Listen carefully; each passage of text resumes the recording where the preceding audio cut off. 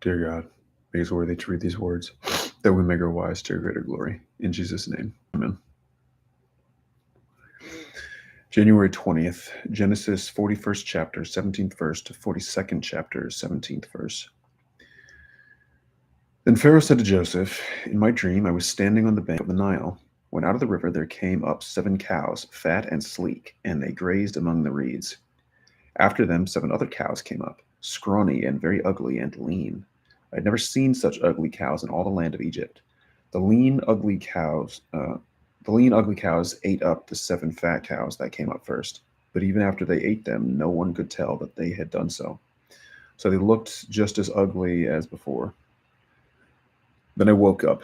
In my dream, I saw 7 heads of grain, full and good, growing on a single stalk. After them, 7 other heads sprouted, withered and thin and scorched by the east wind. The thin heads of grain swallowed up the 7 good heads. I told this to the magicians, but none of them could explain it to me. Then Joseph said to Pharaoh, the dreams of Pharaoh are one and the same. God has revealed to Pharaoh what he is about to do. The 7 good cows are 7 years, and the 7 good heads of grain are 7 years. It is one and the same dream. The 7 lean, ugly cows that come up afterward are 7 years, and so are the 7 worthless heads of grain scorched by the east wind. They are 7 years of famine. It is just as I said to Pharaoh. God has shown Pharaoh what he is about to do. 7 years of great abundance are coming throughout the land of Egypt, but 7 years of famine will follow them. Then all the abundance in Egypt will be forgotten, and the famine will ravage the land. The abundance in the land will not be remembered, because the famine that follows it will be so severe. The reason the dream was given to Pharaoh in 2 forms is the matter has been firmly decided by God, and God will do it soon. And now let Pharaoh look for a discerning and wise man and put him in charge of the land of Egypt. Let Pharaoh appoint commissioners over the land to take 1/5 of the harvest of Egypt during the 7 years of abundance. They should collect all the food of these good years that are coming and store up the grain under the authority of Pharaoh to be kept in the cities for food. This food should be held in reserve for the country to be used during the 7 years of famine that will come upon Egypt, so that the country may not be ruined by the famine.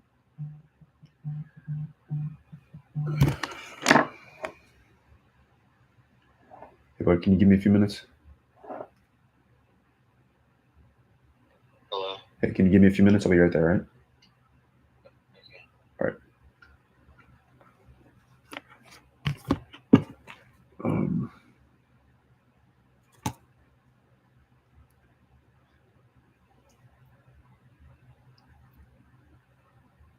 let's see.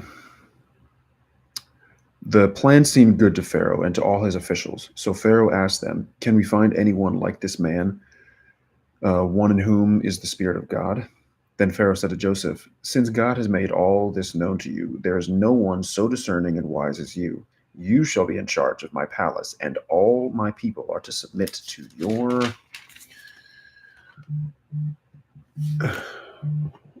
orders. Only with respect to the throne will I be greater than you. Hey, can I call you back in a few minutes? Oh, okay, that's fine. All right. Bye. So Pharaoh said to Joseph, I hereby put you in charge of the whole land of Egypt. Then Pharaoh took his signet ring from his finger and put it on Joseph's finger. He dressed him in robes of fine linen and put a gold chain around his neck. He had him ride in a chariot as his second in command, and people shouted before him, make way! Thus he put him in charge of the whole land of Egypt. Then Pharaoh said to Joseph, I am Pharaoh, but without your word no one will lift a hand or foot in all Egypt. Pharaoh gave Joseph the name Zephanath, Zephanath,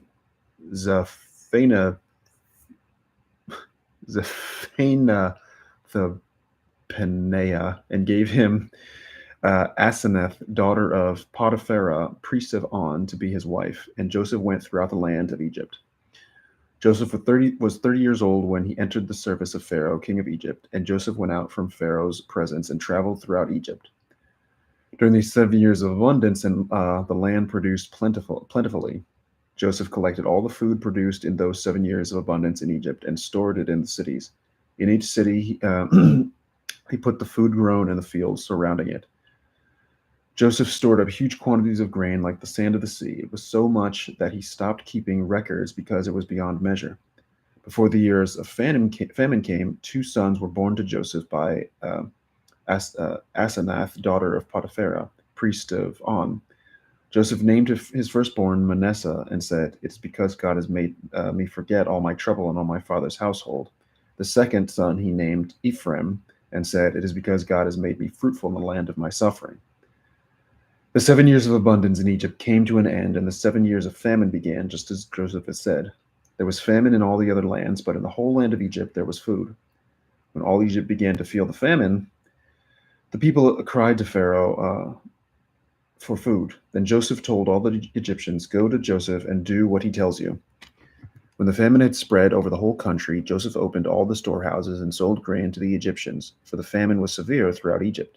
And all the world came to Egypt to buy grain from Joseph, because the famine was severe everywhere.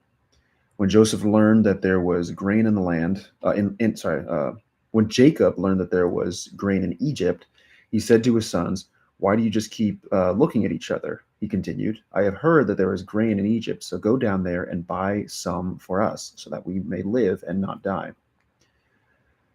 Then 10 of Joseph's brothers went down to buy grain from Egypt, but Jacob did not send Benjamin, Joseph's brother, with the others, because he was afraid that harm might come to him. So Israel's sons were among those who went to buy grain, for there was famine in the land of Canaan also. Now Joseph was the governor of the land, the person who sold grain to all its people. So when Joseph's brothers arrived, they bowed down to him with their faces to the ground. As soon as Joseph saw his brothers, he recognized them, but he pretended to be a stranger and spoke harshly to them. "Where do you come from?" he asked. "From the land of Canaan," they replied, "to buy food." Although Joseph recognized his brothers, they did not recognize him. Then he remembered his dreams about them and said to them, "You are spies. You have come to see where our land is unprotected." "No, my lord," they answered. Your servants have come to buy food. We are all the sons of one man. Your servants are honest men, not spies." "No," he said to them, "you have come to see where our land is unprotected." But they replied, "Your servants were 12 brothers, the sons of one man, who lives in the land of Canaan. The youngest is now with our father, and one is no more." Joseph said to them, "It is just as I told you, you are spies, and this is how you will be tested. As surely as Pharaoh lives, you will not leave this place unless your youngest brother comes here. Send one of your number to get your brother. The rest of you will be kept in prison, so that that your words may be tested to see if you are telling the truth. If you are not, then as surely as Pharaoh lives, you are spies." And he put them all in custody for 3 days. The word of the Lord. Thanks be to God. Let's see. Matthew 13th chapter, 24th to 46th verse. Jesus told them another parable. "The kingdom of heaven is like a man who sowed good seed in his field. But while everyone was sleeping, his enemy came and sowed weeds among the wheat and went away. When the wheat sprouted and formed heads, then the weeds also appeared. The owner's servants came to him and said, 'Sir, didn't you sow good seed in your field? Where then did the weeds come from?' 'An enemy did this,' he replied. The servants asked him, 'Do you want us to go and pull them up?' 'No,' he answered, 'because while you are pulling the weeds, you may uproot the wheat with them. Let both grow together until the harvest. At that time I will tell the harvesters, first collect the weeds and tie them in bundles to be burned. Then gather the wheat and bring it into my barn.' He told them another parable. 'The kingdom of heaven is like a mustard seed, which a man took and planted in his field. Though it is the smallest of all seeds, yet when it grows, it is the largest. Though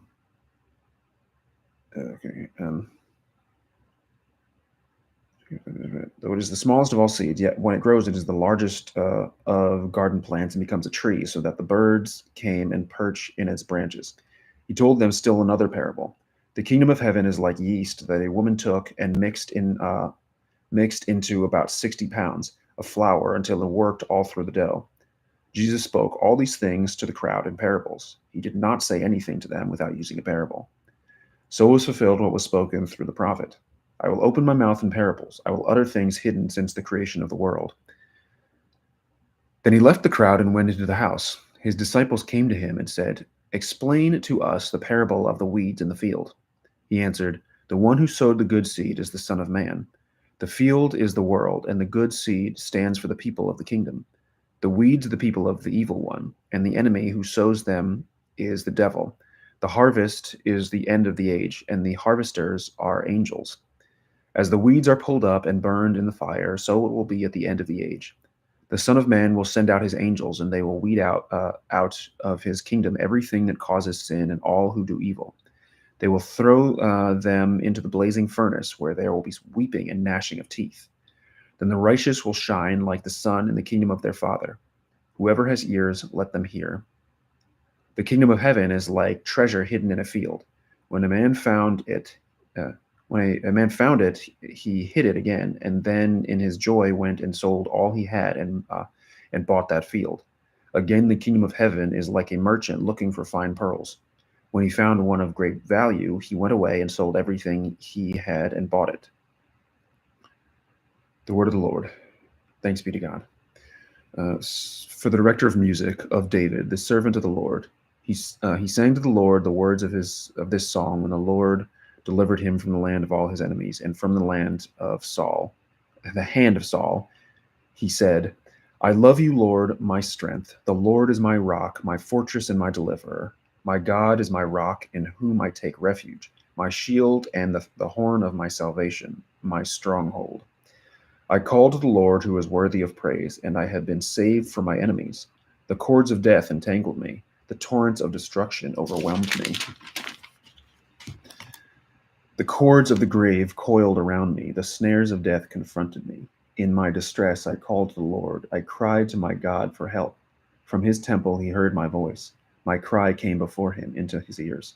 The earth trembled and quaked, and the foundations of the mountains shook. They trembled because he was angry. Smoke rose from his nostrils. Consuming fire came from his mouth. Burning coals blazed out of it. He parted the heavens and came down. Dark clouds were under his feet. He mounted the cherubim and flew. He soared on the wings of the wind. He made darkness his covering, his canopy around him.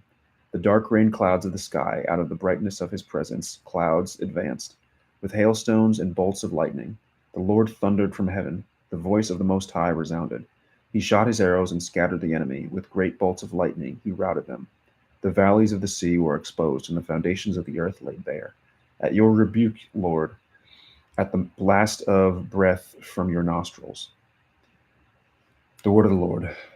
Thanks be to God. Proverbs 4, 1st to 6th verse. Listen, my sons, to a father's instruction. Pay attention and gain understanding. I give you sound learning, so do not forsake my teaching. For I too was a son to my father, still tender and cherished by my mother. Then he taught me, and he said to me, Take hold of my word with all your heart. Keep my commands, and you will live. Get wisdom, get understanding. Do not forget my words or turn away from them. Do not forsake wisdom, and she will protect you. Love her, and she will watch over you. The word of the Lord. Thanks be to God.